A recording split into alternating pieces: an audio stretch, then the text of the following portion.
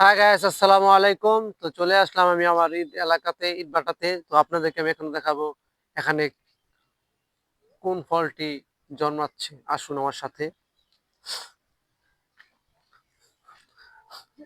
এই যে এদিকে দেখতে পারতেছেন আপনারা, এটা হচ্ছে একটা একটা চিনাল ফল, যেটাকে আমরা বলে থাকি বাঙ্গির মতো একটু স্বাদ হয়ে থাকে। আপনারা অনেকে জানেন, খেয়ে থাকেন। অনেক সুস্বাদু একটি ফল এবং খেতে অনেক পুষ্টিকর। এটা এমন ভাবে সৃষ্টি হয়েছে আল্লাহ তাআলা নিয়ামতের কুদরত দ্বারা। এটা কেউই কখনো বীজ রোপণও করে না, কিছু করে না। এটা এখানেই জন্মেছে। কোন এক বান্দা আল্লাহ তাআলা মনে হয় বীজ ফেলে দিয়েছে কিনা বলতে পারতেছি না সঠিক। এখানে এখানে জন্মেছে, এখানে ফলন হচ্ছে এবং এই ফলগুলো অনেক স্বাদের হয়। এটা প্রতি বছর আপনার বর্ষাকালে সিজনে দেখা যায়। এই ফলগুলা দেখতে পারতেছেন, সুস্বাদু ফল। আমরা এটাকে চিনাল বলে থাকি। তো আরো ওই সাইডে আরো অনেক গাছ আছে, ঠিক আছে।